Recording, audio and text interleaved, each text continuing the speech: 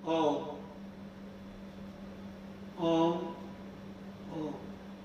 नारायण नारायण नारायण नारायण।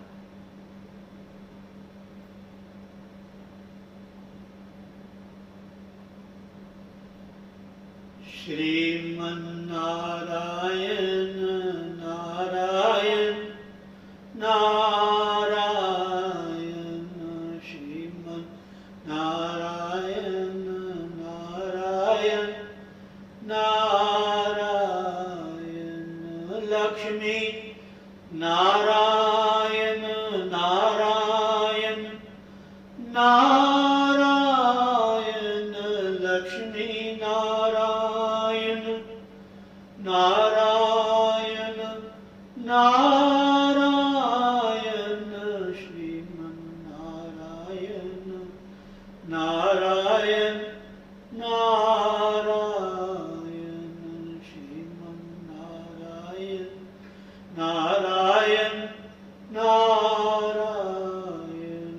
सद्गुरु नारायण नारायण नारायण। सद्गुरु नारायण नारायण नारायण। भजमन नारायण नारायण नारायण। भजमन नारायण नारायण नारायण श्रीमन्नारायण नारायण नारायण। लक्ष्मी नारायण नारायण नारायण। बोलो सतगुरुदेव महाराज की जय। बहुत ही आपका और सभी श्रोतागण श्रद्धालुजन सत्संग तथा हरि नाम संकीर्तन के विशेष इच्छुक श्रोता,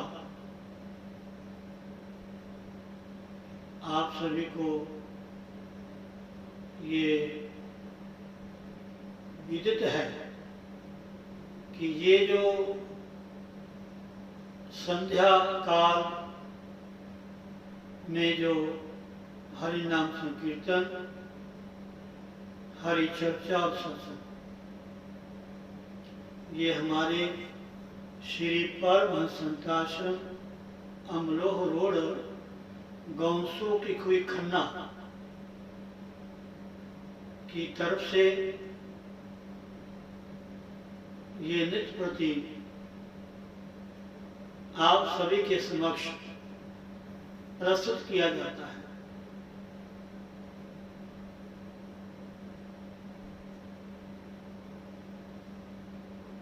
आप लोग बड़भागी हैं, सौभाग्यशाली हैं,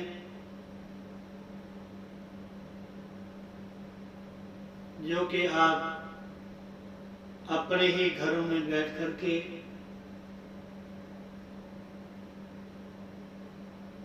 एकाग्रता से, तन्मयता से, तद्रूपता से, पूरी लगन से आप सभी इस सत्संग का लाभ ले रहे हैं। और मन ही मन अपने गुरुदेव का आप ध्यान कीजिए। गुरु ब्रह्मा गुरु विष्णु गुरुदेवो महेश्वरः, गुरु साक्षात् परब्रह्म तस्मै श्री गुरुवे नमः। ध्यान मूलम गुरु मूर्ति, पूजा मूलम गुरु पदम, मंत्र मूलम गुरु वाक्य, मोक्ष मूलम गुरु कृपा। ओम असदो मां सद्गमया, मृत्योर्मा अमृतगमया।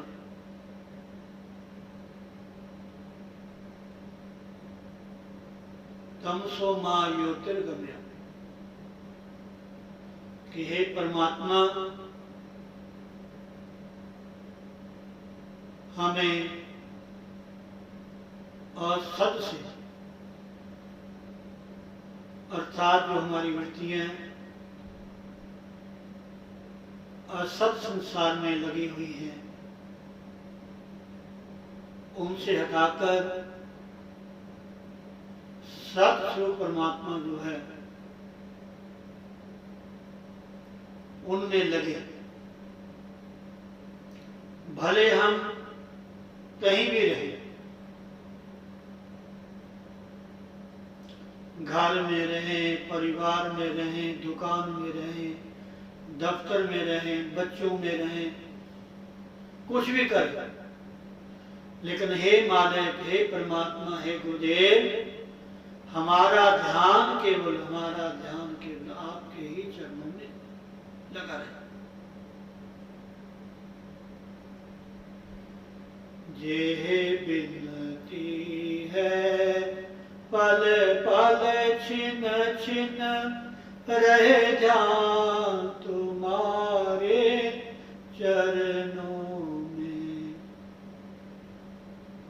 यही बिनती है पल पल छिन छिन रह जाऊं तुम्हारे चरणों में।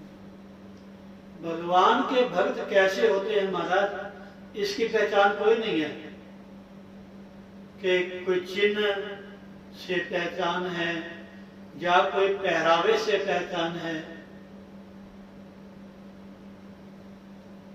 भगत तो कोई भी हो सकता है। आपके कर्म ने ही आपको भगवान से मिलाना है। जब आपका कर्म धर्म बन जाएगा, धर्म है ना परमात्मा,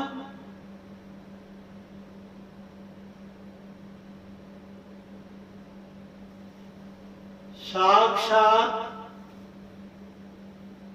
राम जी का जो विग्रह है वो धर्म है। बस आपके कर्म ने ही आपको ऊपर उठा के ले जाना है। अगर आपकी सोच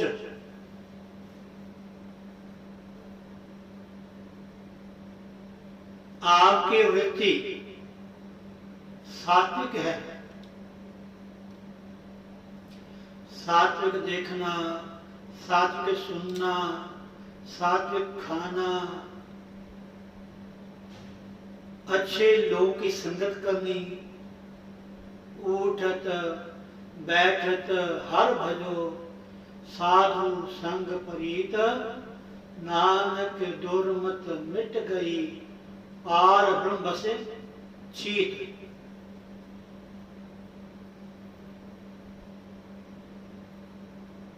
हमारे शास्त्र, हमारे सदग्रंथ, हमारे गुरुदेव, गुरुजन, महापुरुष बार बार हमें समझाते आ रहे हैं, सुनाते आ रहे हैं कि हे इंसान, हे मनुष्य,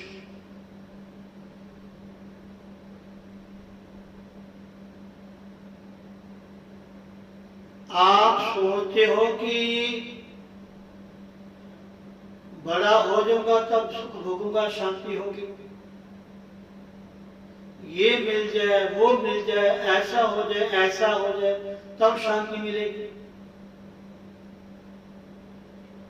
घाट छोड़ के कहीं धार्मिक स्थान में चला जाऊं, वहां मुझे थोड़ी शांति मिलेगी। तीर्थों में चला जाऊं, कोई यज्ञ याग इत्यादि सत्य कार्य करूं, बहुत अच्छी बात है। जाना चाहिए, करना चाहिए, समय निकालना चाहिए।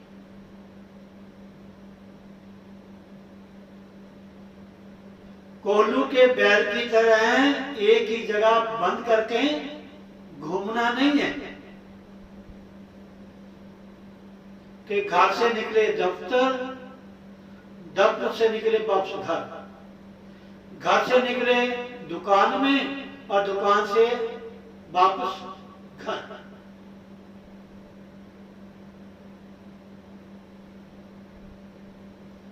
और लास्ट में घर और दुकान ही याद आएगी, फिर भगवान याद नहीं आएगा। जन्म जन्म मुनि जतन कराही,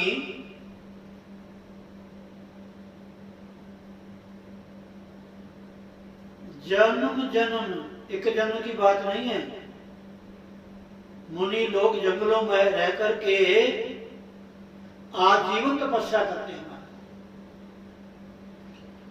एक दो भाई थे, मुझे कथा सिंपल सी कथा है, बड़े काम की है, मेरी याद आ गई। एक दो भाई थे, उन दोनों में से एक सन्यासी हो गया, संत बन गया।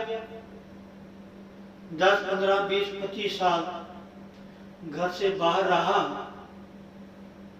उन्होंने साधना की, तो साधना करने से कुछ प्राप्ति तो होती ही है। जैसे आपने सुना कई बार कि एक कोई साधक था, तो उसने साधना की, साधना भी ऐसे कि ऐसे खड़ा रहा, बस भगवान सूर्य की तरफ देखते रहे, बस कितने साल खड़े रहे। ऐसे कहते हैं कि शिव की जटाएं बन गई, जटाओं में पक्षियों ने घोंसला बना लिया हैं जी, उनको पता ही कौन। जब कहीं तपस्या से वो निवृत्त हुए तो उनके मन में ऐसा भाव आया कि वाह, मैं तो सिद्ध बन गया, मैं तो बहुत तपस्या कर ली। पंछियों ने मेरे सिर पे जटाओं में घोंसला बना लिया, पक्षी मेरे जटाओं में रहने लगे, निवास करने लगे।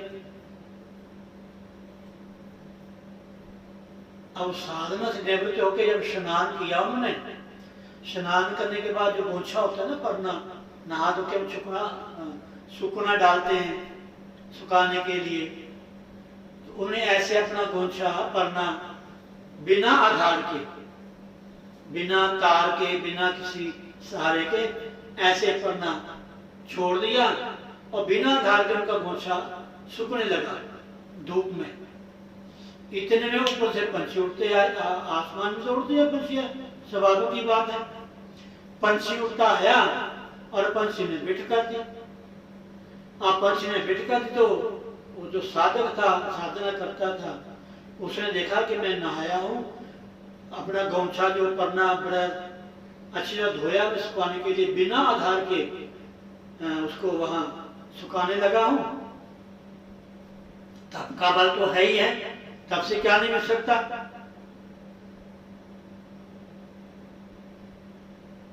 ब्रह्मा भी तप से ही सृष्टि की रचना करते हैं। सब तपस्या करते हैं।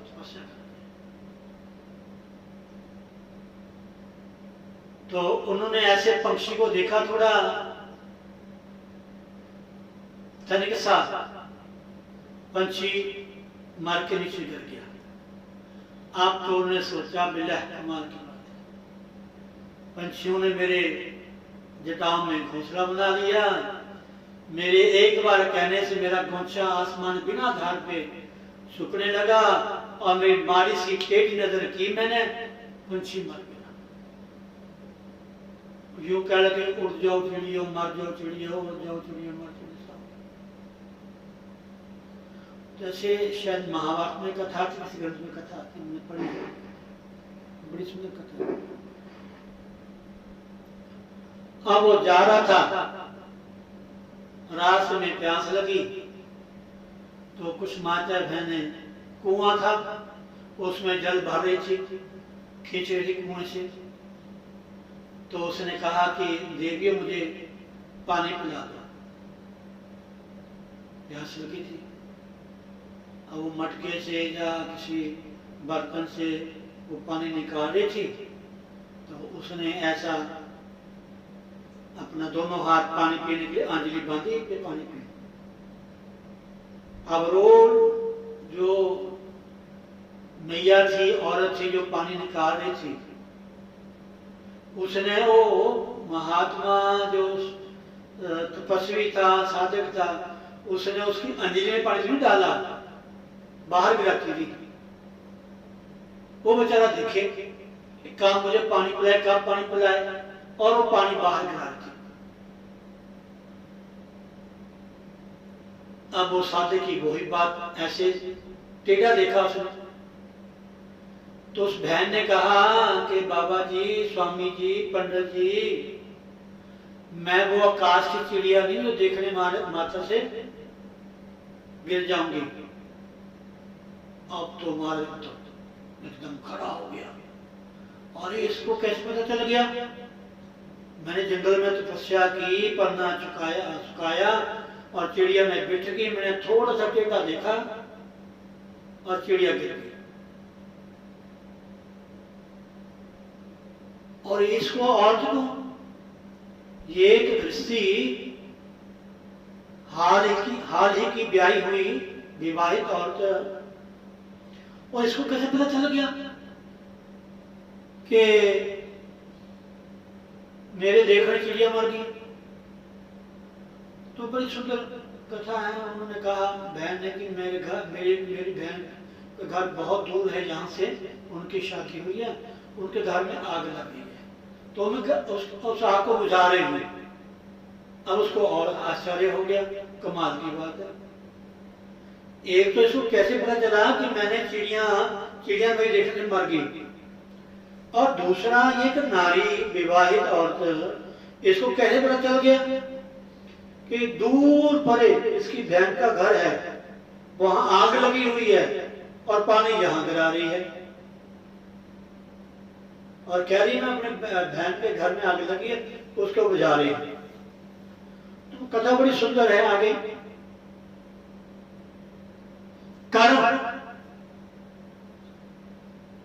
कर्म के साथ अगर भक्ति जुड़ जाए तो कर्म धर्म में परिवर्तित हो जाता है। समझे नहीं? आप भोजन बना रहे हो, भोजन बनाते हुए अगर ध्यान आपका भगवान की तरफ है तो आपका भोजन प्रसाद बन जाएगा, वो भोजन ही रहेगा, एक साधारण आहार नहीं होगा, वो प्रसाद। एक ब्राह्मण देवता व्यास जी हमारे आश्रम में वृंदावन से आए थे, पराशर जी, बहुत साल पहले की बात है, बहुत ही विद्वान,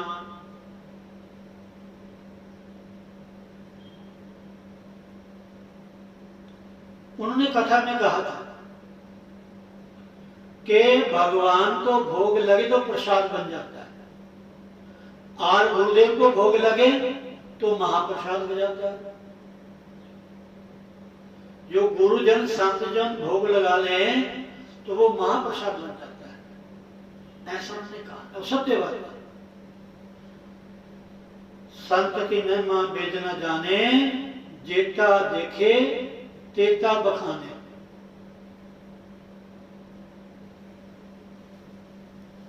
समझे नहीं?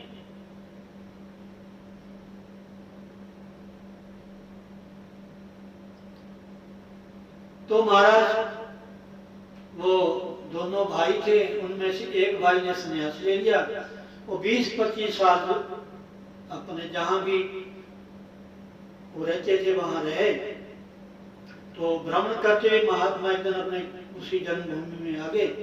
तो उन्होंने कहा चलो हम अनायास आए तो है ही हैं, महात्मा प्रायः कम ही अपने जहां हो वहां कम जाते हैं, लेकिन वो आए थे, कहने के चलो अपने भाई को मिले। अब घर में गए तो भाई की पत्नी घर में थी। महात्मा ने पूछा कि माता जी ये उन्हीं का घर है? नाम लिया भाई का। कहते हाँ स्वामी जी उन्हीं का घर है। कहते जी मैं उनको मिलना चाहता हूँ। कहते जी वो तो थोड़ा दूर खेत में हल चलाने के लिए गए हैं, वो तो शाम को आएंगे, बहुत दूर है। तो प्रायः सत घर में कम ही रुकते थे, गए थोड़ा समय रुके और वापस। तो महात्मा ने उस औरत से कहा, यानी उनकी भाभी थी, भाई की पत्नी, उन्होंने कहा देवी लो, उनके झोला टंगा होता, झोली में भूती थी, कोई भी चीज होगी। उन्होंने कहा कि माता जी आप ऐसे करो, बहन जी ये जो भूती है ये आप ले जाओ। उन्होंने कहा कि महाराज अगर वो घूम के आएंगे, बीच में नदी पड़ती है या दरिया पड़ता है, घूम के आएंगे तो शाम को आएंगे, अगर सीधे आए तो फिर बीच में नहर पड़ती है, नदी पड़ती है, दरिया पड़ता है। तो संतों ने कहा ये भूती ले जाओ, इसको नदी में डालना और नदी आपको रास्ता दे देगी। और फट जाके कहना मेरे भाई को कि आपके भाई के समझा मिलने आए हैं। वो माता जी गए, उनको पता नहीं था भूती के मातम का, उन्हें जाते भूती सारी गिरा दी और नदी ने रास्ता दे दिया। बेचारी गई, जाकर के उन्हें अपने पति से कहा कि ये आपके भाई आए हैं जो संत बने थे, वो आपको मिलना चाहते हैं। तो उन्होंने कहा भी मैंने वापस जाना। तो उन्होंने कहा कि उनको कहो कि आप रुक जाए, मैं आता हूँ फ्री होकर के अपना काम करके।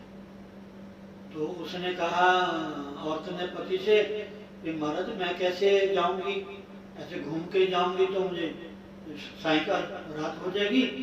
तो क्या तुम कैसे आई थी? कहते आपके भाई साहब ने कोई चीज मुझे दी, भूती सी, मैंने नदी में डाली, वो नदी ने रास्ता दे दिया। तो कहते अच्छा, तो ऐसी कथा मैंने पढ़ी है, सुनी भी है।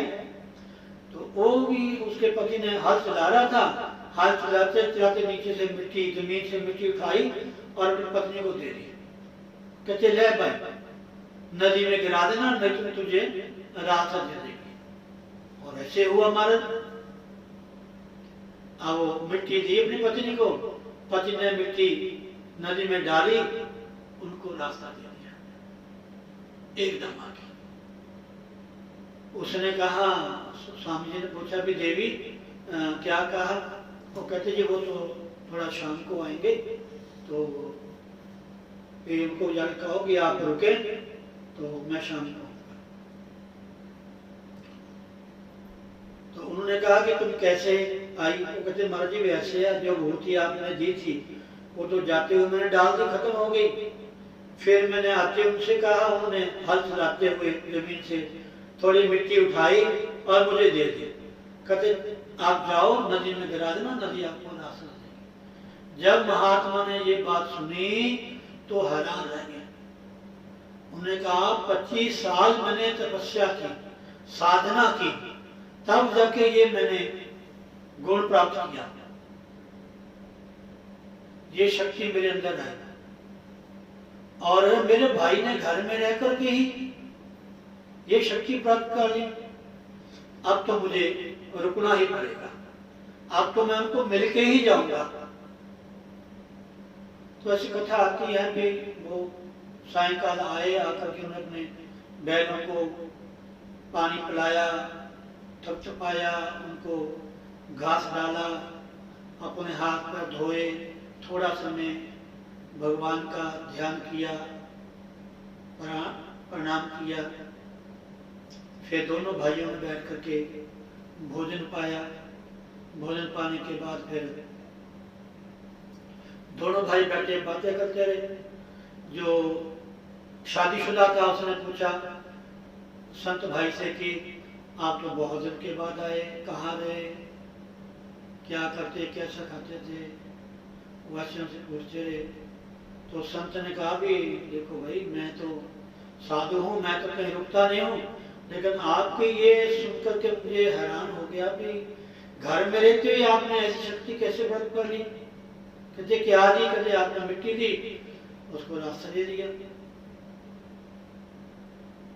तो उन्होंने कहा कि भैया भाई साहब मैं अपने कर्म का बहुत ध्यान देता हूं। मैं जब हल जोतता हूं ना, तो हल जोतते समय अगर मेरे हल के द्वारा थोड़ी सी मिट्टी भी किसी दूसरे खेत में चली गई, तो मैंने कभी उठा के अपने खेत में नहीं डाली। अगर फसल काटते हुए भी कोई दाने फसल के किसी दूसरे खेत में चले गए, तो मैंने कभी अपने खेत में नहीं डाले।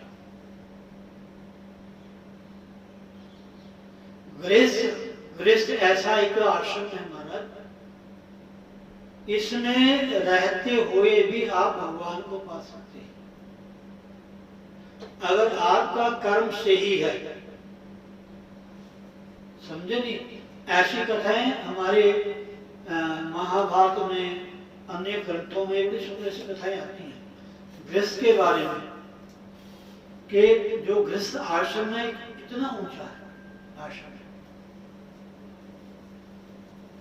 गृहस्थ में रहते हुए व्यक्ति अपने परिवार की पालना भी करता है, अपना कार्य व्यवहार भी करता है, आए गए अतिथि की सेवा भी करता है, और साधु महात्मा गुरुजनों को भी सेवा करता है, सत्संग करता है।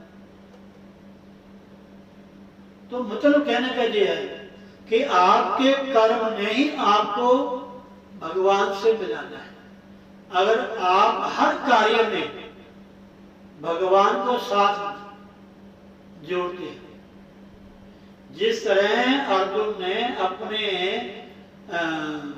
जो रथ था उसकी डोर ठाकुर जी के हाथ में पकड़ा दी, बस अपने जीवन रूपी रथ की जो डोरी है ये भगवान के हाथ में पकड़ा दो, आपका कल्याण हो जाएगा। जब आप समझाओगे मेरे घर को मेरे भगवान चलाते हैं, मेरे गुरुदेव चलाते हैं, मैं कौन हूं चलाने वाला? चाहे घर है, चाहे परिवार है, चाहे मेरा कारोबार है, ये सब प्रभु चलाते हैं। और रियली आत्मा के रूप में ही परमात्मा हम सबके शरीर में विद्यमान है। उसी की शक्ति से हम देखते हैं, उसी के भीतर रहने से हम सुबह उठते हैं।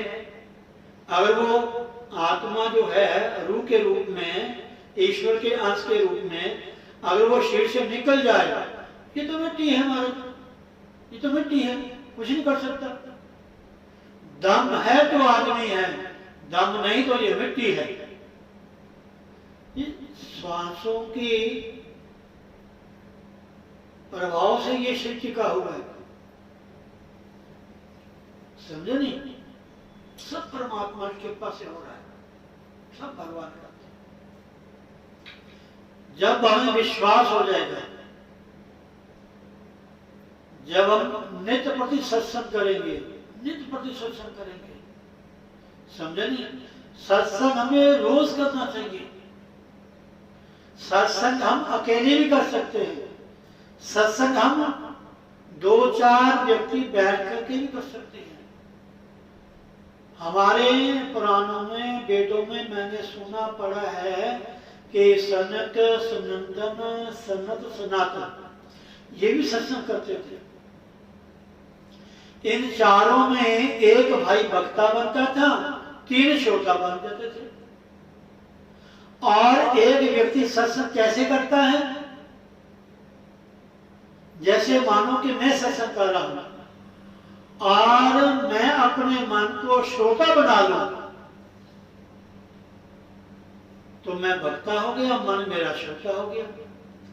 जब मेरे सत्संग का लाभ मेरे मन को नहीं होगा, दूसरों कैसे हो सकता है? कभी नहीं हो सकता। समझे नहीं? आप देखो ना, आप रामायण पढ़ो, सबसे प्रथम वक्ता भगवान शिव है। भगवान शिव उमा को सुना रहे हैं और उमा सुन रही है। आपने कई बार सुना है कि माता जी कथा सुनते सुनते सो गई हाँ जी, इतने में एक को पक्षी था, अंडा था उस समय। कथा सुनते सुनते उसमें जीव बन गया, जीव बन के उड़ गया, हूं करता रहा, हुंकारा देता रहा। और सत्संग जो हमारे भारत के वक्ता थे, व्यासी थे, पर पूजनीय डोगरी जी महाराज, जब वो मैंने सुना है, जब कथा करते थे ना भागवत की, वो केवल लड्डू गोपाल को सामने रखते, लड्डू गोपाल जी को, बस उनको ही देखते थे, ठाकुर जी को, जो भी उनके इष्ट थे। जहां भागवत विराजमान होती है ना, कोई ना कोई मूर्ति वहां विराजमान कर देते हैं, तो वो भगवान अपने इष्ट को, कोई अपने गुरु मूर्ति को आगे रख लेता है, उनको देखते रहते हैं बार बार, कोई अपने भगवान की मूर्ति उनको देखते रहते हैं। तो कहते सारी कथा वो भगवान को सुनाते थे, उनका ध्यान वही होता था। तो ये कथा हमने भगवान को सुनानी, अपने जो बोल है, ये हमारी जो जीवा है, ये बोल रही है, वचन रूपी जो पुष्प है वाणी के बोल, ये हमने अपने गुरुदेव के चरणों में समर्पित करने, अपने वाणी को साध्य करना है सत्संग के माध्यम से। श्रोता चाहे एक है, चाहे दो है, चाहे 10 है, चाहे 1000 है। इसलिए माता बहनों भाई बंधुओं, समय का सदुपयोग करें।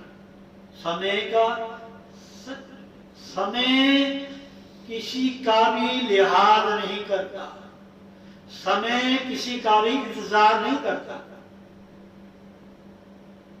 समय का लाभ है ये समय जो आपको सत्संग का मिलता है संध्या काल में, इसका जितना भी ज्यादा हो सके आप भी सुने, औरों को भी सुनाए, तो बहुत अच्छी बात है। 2 लाइनें भजन की, उसके बाद जय श्री राधे। बोलो सतगुरुदेव महाराज की जय, बोलो श्री वृंदावन बिहारी लाल की जय।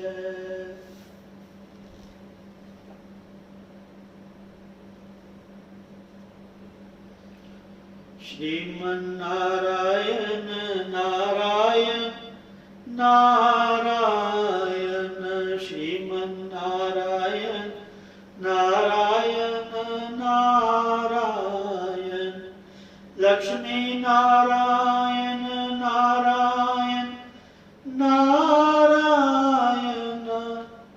श्रीमन नारायण नारायण नारायण। 2 लाइनें भजन की समय हो गया है।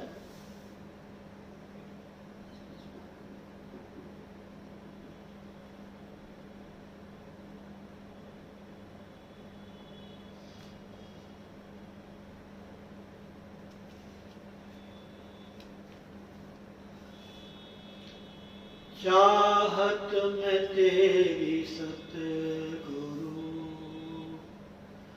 चाहत में तेरी सतगुरु, दिल हो गया दीवाना।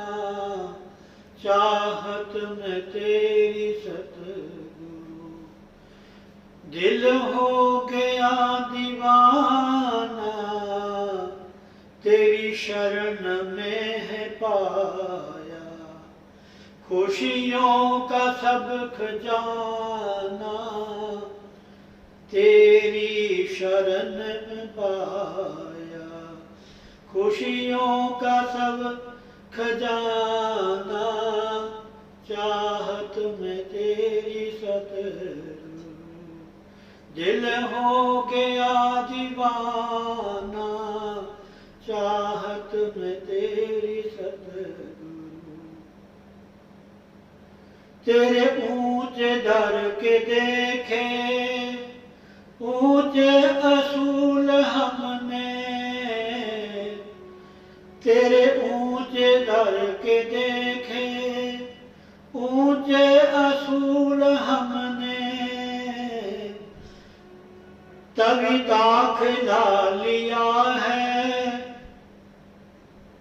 तेरे स्कूल हमने, तभी दाखिला लिया है तेरे स्कूल हमने। पाठ रूहानियत का नित नित हमें पढ़ाना, पाठ रूहानियत का नित नित हमें पढ़ाना। चाहत में तेरी सतगुरु दिल हो गया दीवाना, चाहत में तेरी सतगुरु दिल हो गया दीवाना, चाहत में तेरी सतगुरु।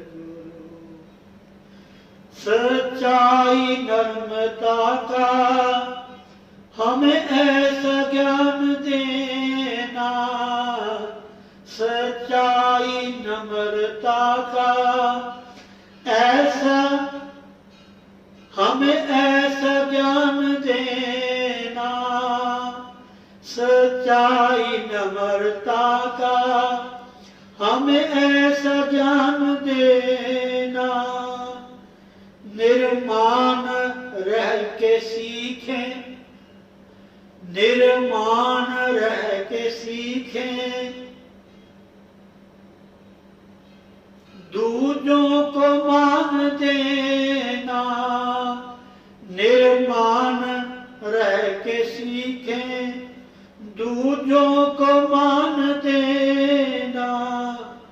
सुमति सबको बख्शो, हे गुरुदेव सुमति सबको बख्शो, अब तो कृपा निधाना। सुमति सबको बख्शो, अब तो कृपा निधाना। तेरी शरण में पाया खुशियों का सब खजाना, तेरी शरण में पाया चाहत में तेरी सतगुरु दिल हो गया दीवाना। चाहत में तेरी सतगुरु, चाहत में तेरी सतगुरु, चाहत में तेरी सतगुरु। जय श्री राधे, जय श्री राधे, जय श्री राधे। हरि ओम। ओम।